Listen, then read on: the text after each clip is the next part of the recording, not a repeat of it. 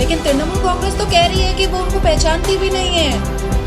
जो सरकार के पैसे को अपने घर का माल समझेगा, अपने बाप का पैसा समझेगा, वो अंदर जाएगा कि अब तृणमूल का नया पहाड़ आ रहा है कि वो मानिक को जानते ही नहीं थे, वो पहचानते ही नहीं थे। क्या खिदिरपुर और मोमिनपुर के गलियों में कूचों में आतंकवादी पैदा किया जा रहा है? 2 दिन पहले हमने देखा एक थोड़ा सा ट्रेलर या प्रोमो भी कह सकते हैं। क्या कुरान के किसी पन्ने में ये लिखा हुआ है एक हिंदू महिला ईद की नमाज में जाकर के प्रोवोकेटिव और पॉलिटिकल वेंडेटा बाहर करे, भारत के प्रधानमंत्री को गाली दे, गरीब को अफ्तार खिलाइए, बड़े बड़े नेता मंत्री को अफ्तार खिलाने से और मुर्गा का रान तोड़ने से कुछ नहीं होने वाला। पश्चिम बंगाल का मीडिया क्यों नहीं बात कर रहा है कि नासिर खान क्यों छूटा 400 दिन पहले, क्योंकि उसने भी तो बलात्कार किया था। क्या हमारा स्टेट बदनाम नहीं हुआ? बंगाल में शारदा नारदा चिटफंड क्यों हो रहा है? कोयला चोरी क्यों हो रहा है? गोरू चोरी क्यों हो रहा है? गोरू प्रचार क्यों हो रहा है? कैटल स्मगलिंग क्यों हो रहा है? एसएससी वाले 577 दिन से क्यों बैठे हैं? मार मार मार मार बीजेपी के मार मार, मतलब हम लोग सच्चा है। और वो इस पॉलिटिकल मैदान में 12 साल से हमारे पास इतना पैसा नहीं है, हम गाड़ी भी लेते हैं तो लोन पर लेते हैं। Always take its own course. लेकिन तृणमूल कांग्रेस तो कह रही है कि वो उनको पहचानती भी नहीं है। आश्चर्य तो इस बात की है ना। देखिए, जो गलत करेगा वो बिहाइंड द बार जाएगा, जो गलत होगा, जो क्राइम करेगा, जो जनता को बेवकूफ बनाएगा, जो सरकार के पैसे को अपने घर का माल समझेगा, अपने बाप का पैसा समझेगा, वो अंदर जाएगा, वो बिहाइंड द बार जाएगा। Law always take its own course ना। लेकिन आश्चर्य इस बात की है कि अब तृणमूल का नया पहाड़ आ रहा है कि वो मानिक को जानते ही नहीं थे, वो पहचानते ही नहीं थे। तो हंसी तो इस बात पे आती है ना। देखिए, पश्चिम बंगाल की सरकार जो है वो कोई सरकार नहीं चल रही है, कार्टून सीरियल चल रहा है। हम लोग बचपन में देखते थे ना, मोटू पतलू, वही चल रहा है। मैम, मगर सीआईडी ने भी तो बीजेपी के नेता को अरेस्ट किया, उसके बारे में आप क्या बोलेंगे? मैं क्या बोलूं, मैं तो कह रही हूँ law always take its own course. मैं तो नहीं कह रही हूँ कुछ भी, मैं तो कह रही हूँ कि law always take its own course. Ma'am, BJP के एक नेता है प्रवीश वर्मा, जो दिल्ली के सभा में मुसलमानों को बॉयकॉट करने का नारा दिया। क्यों? आपके एक नेता है फरहाद हकीम, जो कहते हैं कि पोर्ट मिनी पाकिस्तान है। तो क्या है? क्या पोर्ट भी अजमल कसब बनाता है, पैदा करता है? क्या पोर्ट के गलियों में हथियार असेंबल करना सिखाया जाता है? क्या खिदिरपुर और मोमिनपुर के गलियों में कूचों में आतंकवादी पैदा किया जा रहा है? 2 दिन पहले हमने देखा एक थोड़ा सा ट्रेलर या प्रोमो भी कह सकते हैं। मैम, साथ ही साथ एक और हिंदू नेता है जो अपने आप को नरसिंदन गिरी, उन्होंने कहा कि महात्मा गांधी और प्रॉफेट मोहम्मद जो है वही है हिंदुस्तान की बर्बादी का नतीजा। उनका बोलने का मतलब ये है। हमारे चीफ मिनिस्टर श्रीमती ममता बनर्जी को एक हिंदू घर की महिला को, ब्राह्मण महिला को मुस्लिम खिलाफत कमेटी ईद की नमाज में बुलाती है। क्या कुरान इस बात की इजाजत देता है? क्या कुरान इस बात की इजाजत देता है?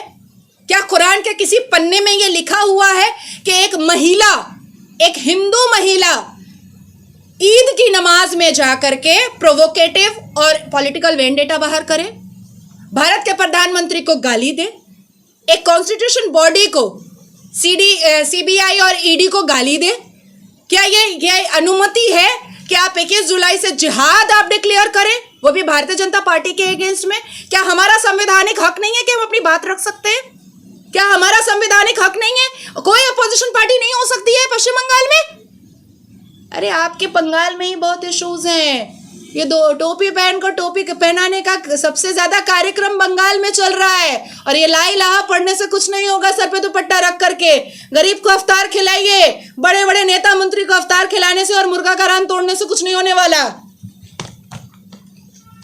मैम, अभी तो मानिक चक्रवर्ती का अरेस्ट किया गया है।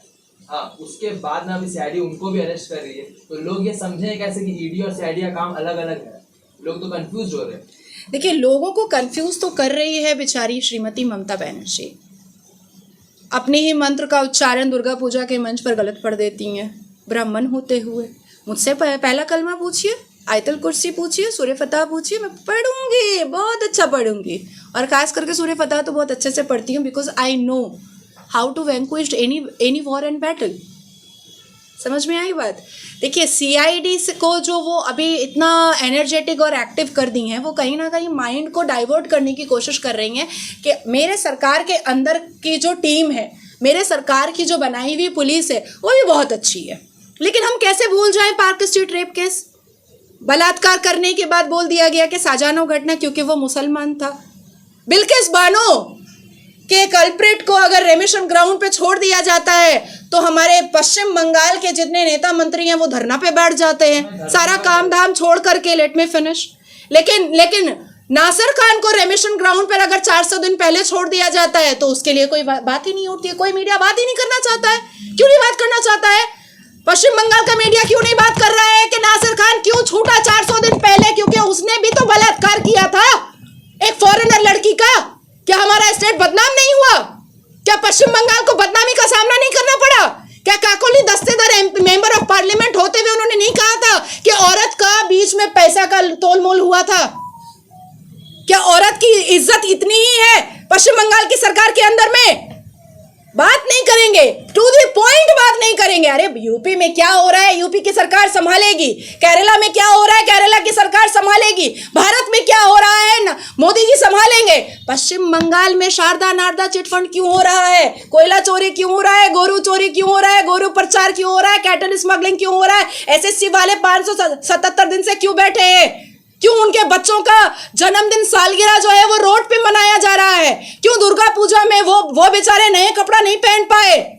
आप चले जाती हैं सर पे दुपट्टा रख करके ईद की नमाज में गाली देने के लिए। ये कुरान बताया है। शर्म आनी चाहिए यहाँ के मुसलमानों को जो रोक नहीं रहे उनके पैर को। फिरहाद हकीम ने तो ये भी कहा कि ईडीसी ऑपोजिशन के घर पे ही जा रही है, कोई भी बीजेपी नेता का करप्टेड नहीं है। 2019 में फिरहाद हकीम ने भारतीय जनता पार्टी को बादशाह भी कहा था।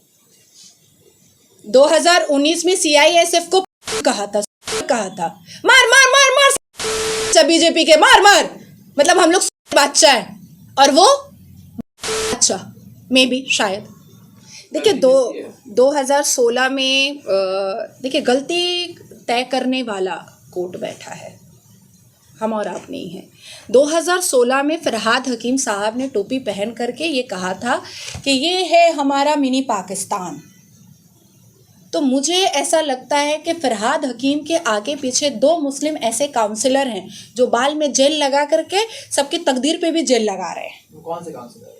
वो तो नाम, मेरा कल पिटिशन फाइल हो रहा है हाई कोर्ट में, वो नाम आ जाएगा। 2 काउंसलर ऐसे हैं मुसलमान जिनके घर के नीचे Audi, Ferrari, BMW, range rover, हाथ में रोलेक्स की घड़ी, वर्साचे, गुची, बिजनेस क्लास का एयरप्लेन का फ्लाइट। एक काउंसलर के पास इतना पैसा कहाँ से आ रहा है ये जानना बहुत ज़रूरी है। इसलिए मुझे ऐसा लगता है कि मोमिनपुर के कम्युनल वायलेंस पर NIA के साथ साथ उस 2 काउंसलर को ईडी को भी उठाना चाहिए।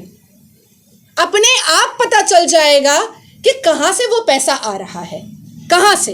क्योंकि देखिए हम लोग भी इस पॉलिटिकल मैदान में 12 साल से हैं, हमारे पास इतना पैसा नहीं है।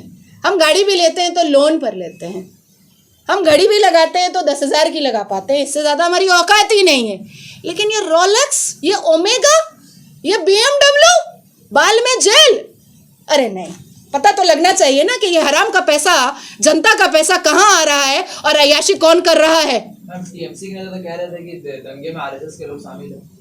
अब बेचारे आरएसएस, देखिए खिदरपुर मटिया बुरुज कोई डिनाई नहीं कर सकता है कि पोर्ट एरिया में इलेक्शन में, लोकसभा इलेक्शन हो, विधानसभा इलेक्शन हो, कॉर्पोरेशन इलेक्शन हो, भारतीय जनता पार्टी जाकर के एक मीटिंग नहीं कर पाती है बेचारी। भारतीय जनता पार्टी एक मिचिल नहीं कर पाती है बेचारी। भारतीय जनता पार्टी एंटर नहीं कर पाती है बेचारी। तो आरएसएस कहाँ से एंटर कर दिया, कैसे एंटर कर गया भाई? हमारे लिए मीटिंग अगर रखी भी जाती है तो हमें पहले फ़ोन आ जाता है पुलिस डिपार्टमेंट से कि ज़्यादा भड़काओ भाषण मत दीजिएगा। तो जब हमारे स्पीच को, हमारे मुंह को बंद कर दिया जाता है, हमारा मंच नहीं सजने दिया जाता है, हमारे लिए माइक नहीं लगाने दिया जाता है, हमें एंटर नहीं करने दिया जाता है, तो कहाँ से हो गया भैया, कैसे हो गया, आरएसएस कैसे चले गए? ये सब कॉन्कॉक्टेड स्टोरी है। एक्चुअली में फिरहाद हकीम कामयाब हुआ है पोर्ट एरिया को पाकिस्तान बनाने में। पाकिस्तान अजमल कसब देता है और पोर्ट एरिया में फिरहाद हकीम भी ऐसे आतंकवादियों को पैदा कर चुका है। देखिए फरहाद हकीम क्या करा रहे हैं नहीं करा रहे हैं, बहुत सारे ऐसी चीज़ें हैं जो अभी आना सामने है।